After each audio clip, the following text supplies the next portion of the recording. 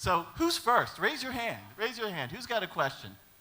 Uh-oh, I knew that would be somebody already in the back here. All right, here we go. Here we go. Hello. My question is, for each of you, what makes you feel beautiful or handsome? Like the most strength? Gonna have to ask Tim now. Oh, man. My wife and my little baby make me feel pretty awesome. I'd have to say the same thing, my family, for sure. Military jackets make me feel beautiful and handsome. No, certainly, most definitely my wife. Yeah. All right, somebody had their hand held over here. Here we go. Hi, guys. I was just wondering, since all three of you are married now, what was your song that you guys got married to, and why did you pick it? Oh, that's such a good question. Oh, my God. Yay. Our song is, it's called Never My Love by The Association. It's like I don't know how many of you guys know that song, but yeah, it's just about kind of like, it's forever, you know, and yeah, it's a beautiful song. I'm so sad I don't know, but my wife wanted to walk down the aisle to something off the soundtrack to Dances with Wolves. And so we did, because it's a, God, I think it was Dances with Wolves, because it's a composer she really likes. But the song that we both agreed that was kind of going to be our song was I Got a Feeling by the Beatles. We kind of had two. We had one that was sort of like our song when we were dating for like the 5 seconds that we were dating before we got married, called You Belong to Me. It's like Patsy Cline, Bob Dylan's done that too. But when we got married all 3 times, we actually got married to a song that Phil wrote that nobody's heard yet. It's called Beginning to Feel the Years, and it's super pretty. So that's a big song for us, and we also sang it at our wedding and stuff a couple times. So you'll hear it on the next record. All right. Okay, we have a question over here. Hi. Well, thanks for coming here, first of all. It's great seeing you all up there. So, if there's a movie... Just feel weird. Okay, there. Sorry. If there's a movie on TV or something, you're busy doing something, but that movie's on, what movie is it that you just have to stop and sit down and watch because you love it so much and it resonates with you in some way, but no matter what you're doing, you're just plopping your butt down. What movie? Yeah, what is Oh, your there's movie? so many. I mean, I would probably say Shawshank Redemption. Right? Pee-wee's Big Adventure. Of course! The Buxtons are not thieves. And I think the movie I like is The Illusionist. I don't know if it was a very big movie. But, I mean, I love The Never-Ending Story too, but I actually have seen it so many times. Or as Phil would say, I already lived it. Okay, who's next? There we go. We got someone over here. Go ahead. I wore my sneakers tonight. So I'm a singer-songwriter myself, and Cool. I'm 16. Thank you. And so I was wondering, like, what you guys were doing when you were 16, my age, like what you did that led you to this. Well, when I was 16, I was singing background vocals for an Elvis impersonator. I truly was, like 50s Elvis to start the night off with, like poodle skirt, sideways ponytail, saddle shoes. 70s Elvis, I don't know what happened at 60s Elvis, it was just 50s and 70s. Sequin gown, heels and stuff. And then, so that was like getting me started into the sort of entertainer part of music, you know. I really wanted to be an entertainer like Elvis. And I mean, it wasn't too long after that I met these guys and started writing and making demos and stuff like that. But I was also busking at Pike Place Market in Seattle at that age. So I was just working really hard, but not knowing it was work because I loved music so much, and hopefully you're doing the same thing. What about you guys? like just before that, maybe like 14, 15, when I first got into guitar, I was super into more like punk and metal music. And then about 16 or so, I discovered like my mom's vinyl collection, like Simon and Garfunkel and Gordon Lightfoot and stuff. And it kind of changed everything for me. Because right there, you know, I was like, okay, I don't want to be like in a band. I want to be like a songwriter. I want to write like Sounds of Silence or something someday, you know? Yeah. So that's what I'm still trying to do. And I'm still just kind of trying to figure out how to play guitar. And, trying to find people to meet to play with. You're way ahead of us. Yeah. All right, here's the next one. Hi. I'm just wondering, when you guys go to write your lyrics, do you prefer that people interpret them their own way, or do you like to be literal, that they read them for how you wrote them? It really depends on which song. I do like for people to take the lyrics and make them their anthem, regardless of whether they're anywhere close to my original meaning. Bernie Taupin is my favorite lyricist ever, Elton John's lyricist. And they just did an amazing interview with him in Rolling Stone, where he won't even say what the songs are about anymore because he so badly wants them to be able to be a cloak that anyone can just put on and wear. And I really respect that. I hope to have a diminished ego to that point someday where I could stop explaining what my songs are about. But for now, I love to talk about it. Okay, this side of the room. Anybody here? I think we had a twin answer to that question, actually. Oh, Hang on sorry. a sec, Bruce. Sorry, go ahead. Thanks. That's right. I don't think I heard the question. Oh, it was like, when you write the lyrics to your songs, like, do you want, for people to be able to interpret them in their own way, or does the literal meaning matter to you? Oh, yeah. Once it exists, it's like anybody can do anything they want with it. Yeah, yeah. Because if somebody sings a song, like, just somebody different can make it better, or, just different in such a cool way. Yeah. Okay. Sorry, man. If you had a time machine and could go back and perform live with Patsy Cline or Johnny Cash, who would you perform with? Oh my gosh. Okay, so anyone, or just between those two? Just those two? Or whoever? I mean, obviously it would be awesome to sing with Patsy Cline. That would have been just unbelievable. Johnny's kind of a lone wolf to me. Like, I don't even think I would have liked to have shared the stage with him because I want him to kind of preach at me. I'd rather just sit down and listen. But man, to perform with Freddie Mercury now, that would be like a little half microphone, just down on one knee. That's what would really be thrilling. What about you guys? Oh, man. I don't know about sharing the stage with Johnny Cash, but I'd love to get like really high and eat a birthday cake with him or something. I'm going to be with you guys. Sounds pretty awesome. For the melodic caring kids, he means in an elevator. Come on, you guys know the famous picture of Johnny Cash in the bushes eating the birthday cake? Yes, yes. All right, over here on this side of the room. You guys, in your songwriting, most influential songwriters. Well, Bernie Taupin is my favorite lyricist, Elton John's my favorite composer. Bob Dylan writes like timeless songs that, for the political, climate that he was in at the time, are so eerily applicable to today as well. So those songwriters have really, really influenced me, and then, obviously the country greats too. And I've been influenced lately a lot by Stephen Stills and Graham Nash, and then Neil Young, stuff like that. And I think I always go back to like Simon and Garfunkel and the folk music from that era, the more melodic stuff, not so much like the Bob Dylan stuff. But and a little bit of John Prine and Gordon Lightfoot stuff. Hi. One quick little tidbit, weird. We stopped in Connecticut. We drove from Boston and Rhode Island, and I know I'm not supposed to talk a lot, but we stopped at this place called the Black Duck Cafe last night, and we sat next to these people at the bar, and we said we were coming to see you, and John and Sandy's wedding in Catalina. Yeah? It was John's parents sitting next to us. Weird. We were like, this is the weirdest coincidence ever. Yeah, we sang at John and Sandy's wedding. Yeah. We sang the postal service, they will see us waving from such great heights. Remember that? That was we were like 10 years ago. This is the weirdest coincidence ever that we're sitting next to. Crazy. My question actually, is, I'm going to rule out Philadelphia because we're here and it'll be too tempting for you to say Philadelphia. What is your favorite city that your favorite show/city that you've ever played? Do you have one? All three of you. Well, my favorite show we've ever played was Red Rocks last summer. And the cities, they're like old friends, man. They're all different, and they are all so special to us. We've been to these cities so many times, and every time it's like we have a thing to look forward to. We have our restaurant that we go to.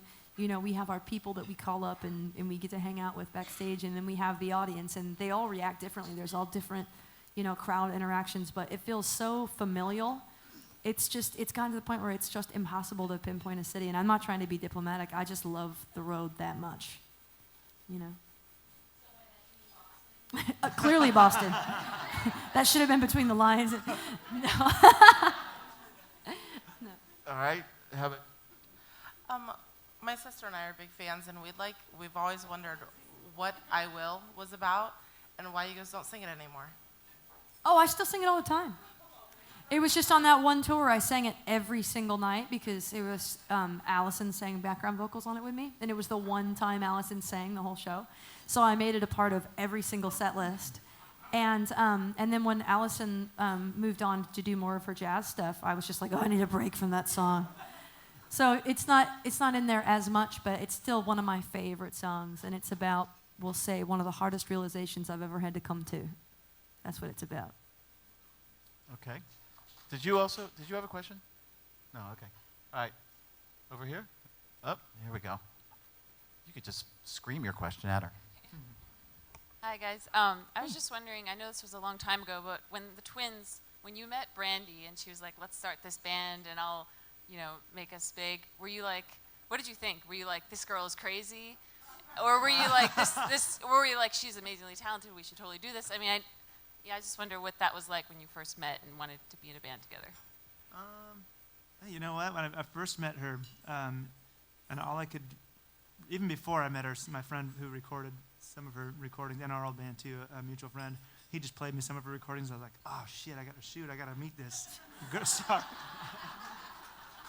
I was like, I gotta meet this girl, because I was really impressed. And then I met her, and she was so weird and awesome that I was like, yeah, she's just awesome. Knew it was gonna be buds forever, Yeah, she was had very, very short hair, and I think we played a game of pool the first time we met or something, and yeah, it was pretty. You were very spastic, not too much unlike today. I was hyper. I was like, dude, I don't have a car. Will you buy me a taco?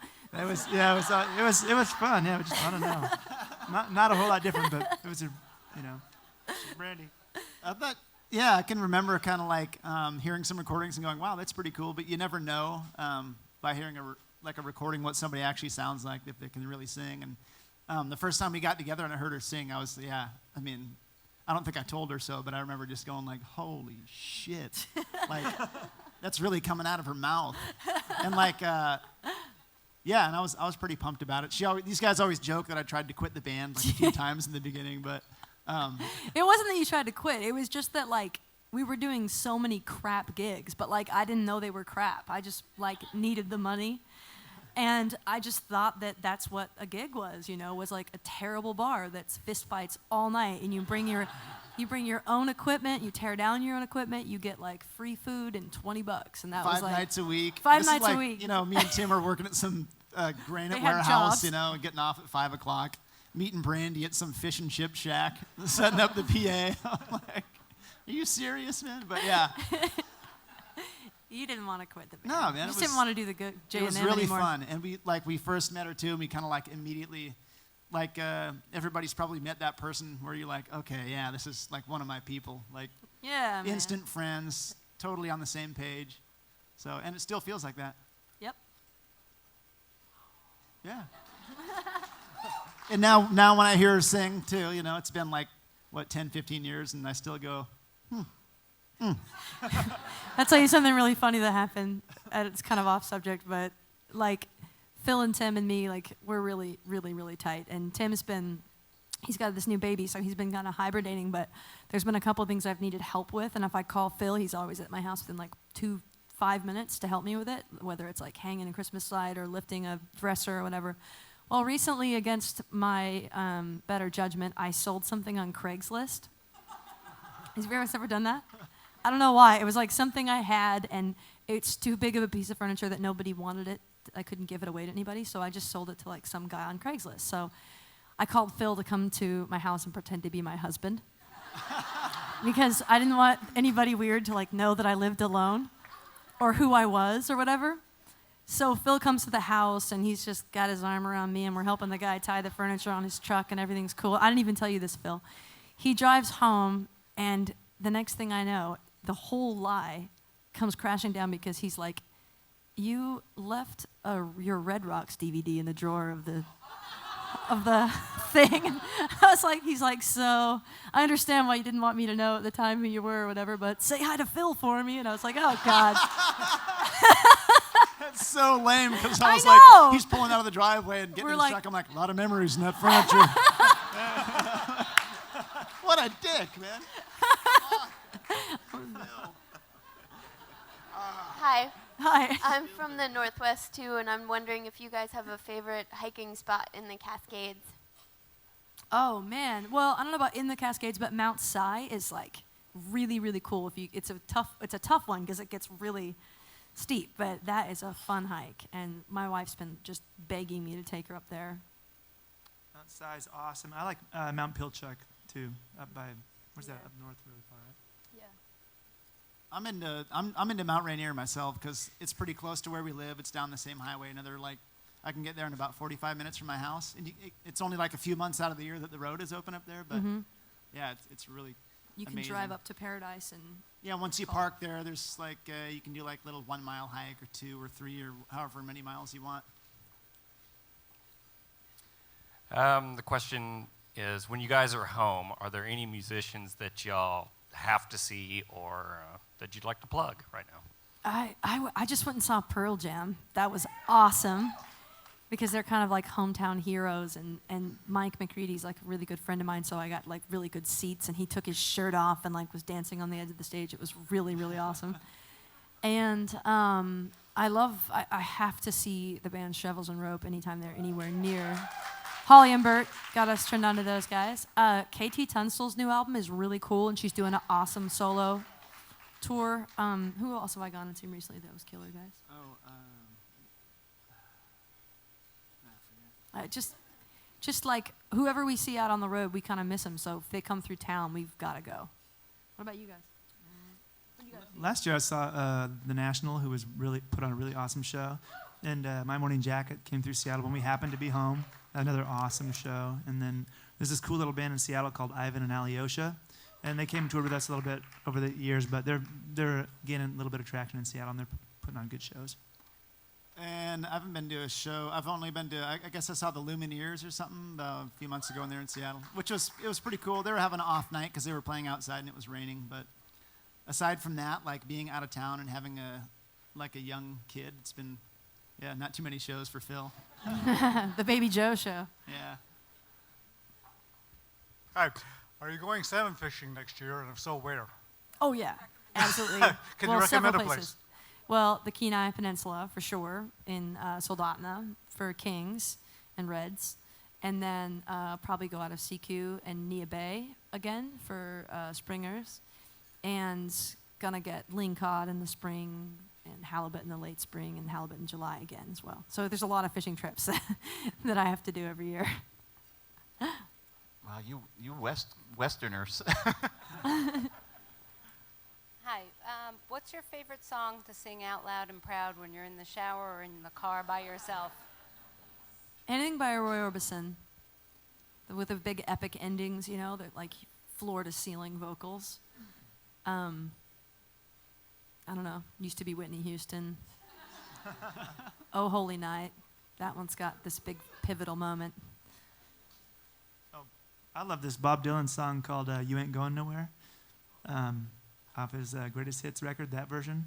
And I sang it to my wife's belly for 9 months, thinking when the kid comes out, he's going to love it so much, and I'm going to soothe him with it. Every time I sing it to him, he cries. Like, I tortured him all the way through pregnancy. But I love that song. I think Bon Scott is one of my favorite singers, like the old like early, mid-'70s AC/DC, so I sing a lot of that, like in the shower and whatever. That's a good loud and proud one. Yeah. Hey, station! Pay my dues! All right. Real quick question. You guys, a long time ago, saw on YouTube a song, and then on the last Kayama cruise you guys did, you guys sang it, which was the zombie song. So I was wondering if you guys were ever going to put that on the album. Which one? The zombie song. It was like you guys were singing on the Kayama cruise, the sun was going down, and you guys were like, oh, the zombie song, and you guys sang it, and the cigarette song. Oh, Sunsets and Cigarettes. Yeah. That was a Tim and Phil. That was a Fighting Machinist song. I heard that song before I met the twins, and I loved it. And I just like sang a harmony on it when we first started playing gigs together because we didn't have enough songs to fill a show. And I've always loved that one, but we have never really got around to recording it or anything. It's just we do it in really special, quirky situations. Okay, and I think we got our final question here. What's your favorite song that you've written? My favorite song I've written?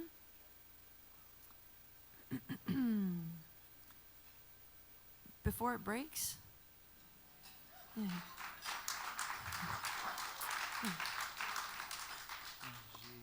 I think A Promise to Keep. Yeah. That's my favorite song you've written too. Or Touching the Ground. Touching the Ground. Yeah. I think, to be honest, probably this new one. That's Beginning not to on- Feel the Years? Yeah. Yeah, it's not really on good. any of our records, but Oh, I can't wait for you guys to hear it. I don't want to overhype it, but it's a really special song. And Phil wrote the story, so I feel like this is in that same wheelhouse. All right, Brandi, Phil, and Tim, thank you. We're going to you. get to some music in a couple minutes, so thanks, guys. and Awesome, thank you. Hey, it was onward and fun. upward. Thank you, guys. That was awesome.